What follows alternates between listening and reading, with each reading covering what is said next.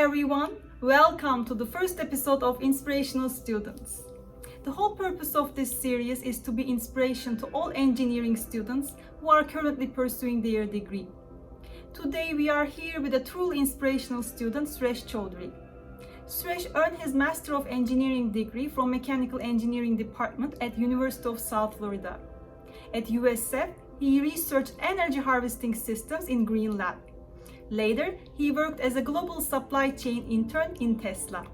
And currently, he is working as an operations manager at Amazon Air. Welcome, Suresh, and thank you for being with us here today and taking time off your busy schedule. Thank you, Dr. Yuslin, for inviting me here, and I feel excited and overwhelmed already.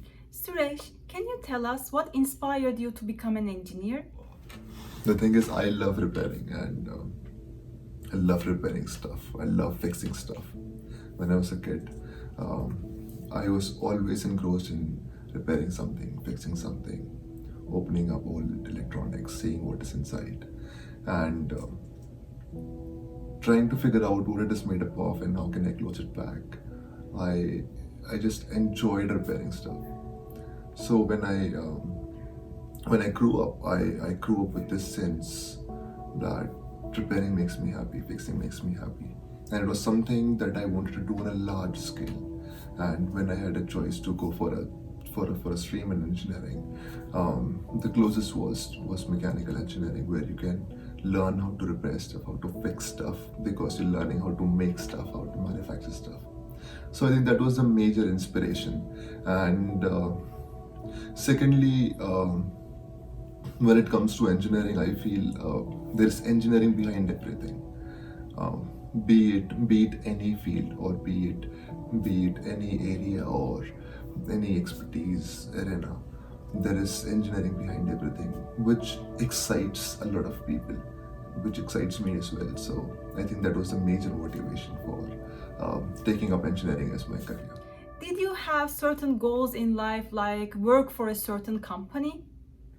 So prior to coming to United States for my master's in mechanical engineering, I was working as a production engineer with an automotive firm, and I have been working there for like 2-3 years by now. And one fine day, I realized I'm actually not working at a place where I really wanted to work, where I would really enjoy going to work on a daily basis. And this troubled me. I wanted to go work at Tesla, but then, so I remember in 2016, I guess, they came up with Gigafactory Nevada, and I applied online from India, and I received an automated reply: you do not really qualify, we'll keep you in records and we'll see if we can find an appropriate role for you. So I think that was an eye-opener, and I realized I have to hone my skill sets and polish what I already know, and learn new things and figure out what exactly is going to pave my path to Tesla. So I just quit my job, went for GRE, and then I came for Masters in Mechanical Engineering at USF. So I actually wanted to go work at Tesla. That is the only reason I came to United States. And I must say, this one dream of mine has changed so many things in my life. What are some challenges that you have encountered during the job application process and interview process? And can you tell us, how did you overcome them? So the major challenge which everyone comes across during job applications is depression. Applications are depressing. Applying to jobs are depressing. When you receive those automated rejection emails, reading those emails is depressing. And on an average, it is advised do around 20-25 applications a day. And so 20-25 applications a day, which is like exhaustive, takes about 15-20 minutes per application.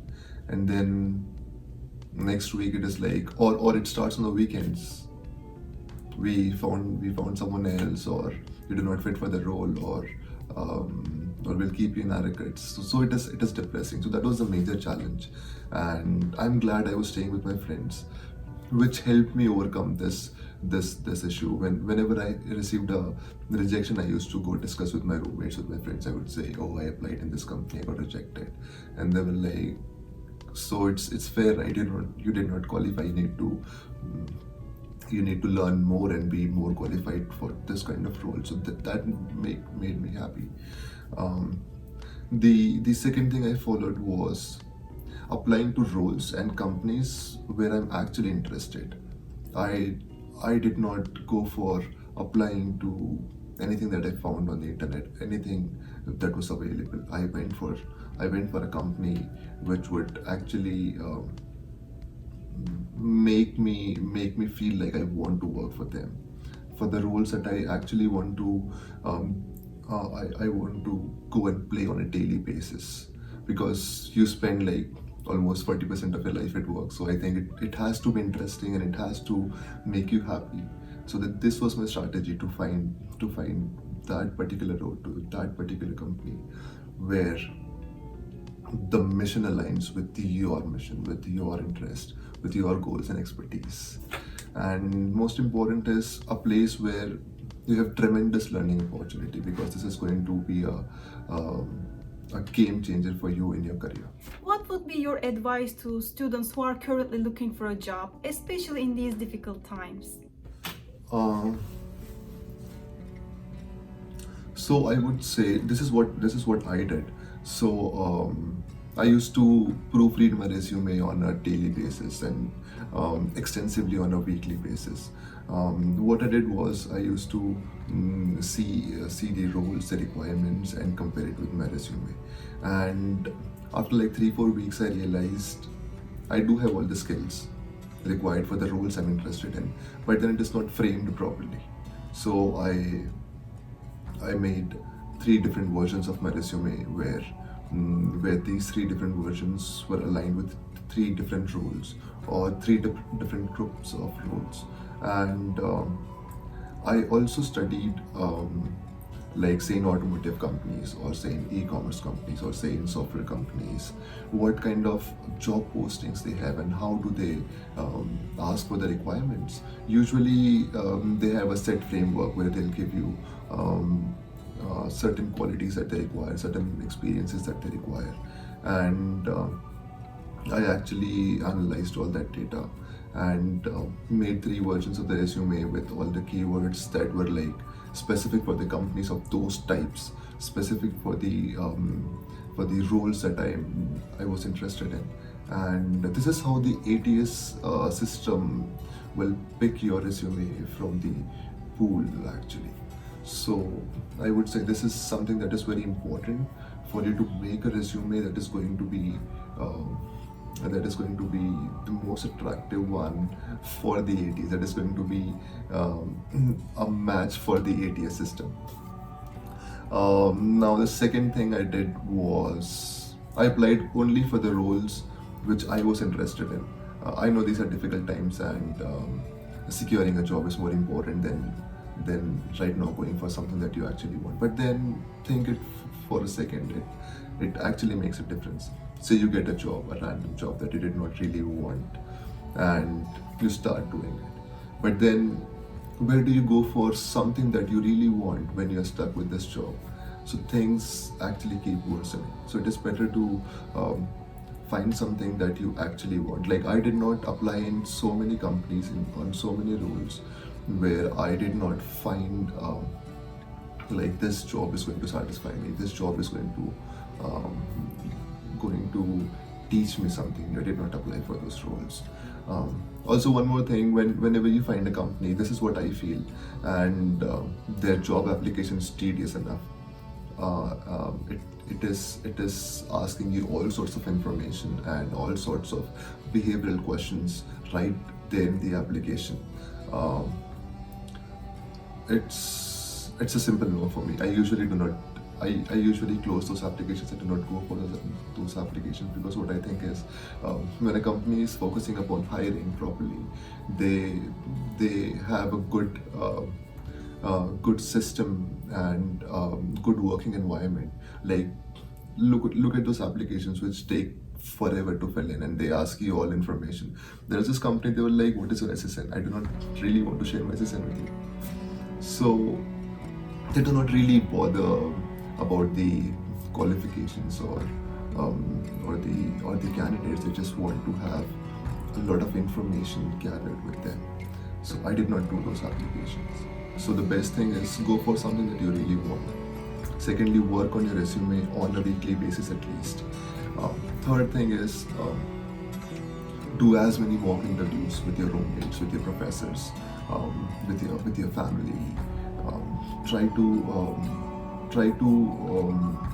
answer questions that you feel are easy and you can like just improvise on the spot. It doesn't really help you when you do not actually practice the interviews. Like you know, but then you do not really know how to deliver, or you do not really have those real-time boundary conditions. So it is very important to keep practicing, and every mock interview has to be in a way where you feel you're actually going for a job. So it makes a lot of difference. Can you tell us how experiences you had at USF helped you in your career path? So at USF, I think the most amazing thing, the most amazing part of the journey was I did get a lot of research opportunities. I approached a lot of professors, and many were like working on real-time projects. Like I worked on this wastewater treatment plant project for research on corrosion, and then I worked with Green Lab on energy devices, on small energy devices, on energy harvesting. So I think this was something that gave me a lot of exposure to new tools, to new technologies, and so while doing all these projects, I was also involved in doing literature reviews for all these projects, and this made me read extensive stuff, new research papers, and a lot of new stuff I learned. So that was actually the most amazing thing at USF. The second really nice thing was my mentor. So my mentor, my advisor. So usually what happens is students do not go meet their mentors, advisors regularly. I do not know why. Same happened with me in the first semester. I did not meet my academic advisor. I did not meet my mentor. So I had all these kinds of issues with my studies, with my prep, with my semesters, with my career path ahead. After a semester or so, I was like, I am actually tired to like do all this stuff on my own, and thought maybe I can seek help from my academic advisor. I started meeting my academic advisor on a bi-weekly basis, and it did change a lot of stuff. And having that relationship with your mentor, your advisor, is a huge support while you are studying, and even after you're done studying. So this is, I think, actually helped me to learn and grow more in USF. What do you think the characteristics of a successful student should be? Characteristics of a successful student.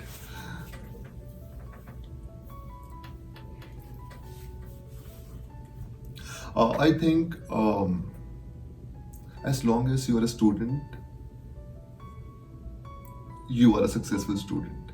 The day you stop studying, the day you stop learning something, you're not a student anymore, and this is where your success is hindered. Even in real life, you have to keep learning. So the day you think you know everything, you do not really want to learn anything new, you do not really want to meet new people, or listen to what they have to say, or what they have to teach, or listen to what our surroundings have to give us, or what our environment has to teach us. I think this is where you you create huge hurdles for your success. So a successful student is a student who is actually a student, who is actually interested in learning, who actually wants to learn new things, who actually is striving towards one single goal, that is learning. So I think that is most important. Thank you, Suresh, for being with us here today and being an inspiration to all engineering students. Um, Thank you, Dr. Houston, for this interview. I already feel like a celebrity. Please watch this video and like and subscribe. Also, if you have any questions or if you would want to connect with me, or if there is anything that I can help you with, please connect with me on LinkedIn, and you can also email me on my USF email address. I'll see you guys in the next episode.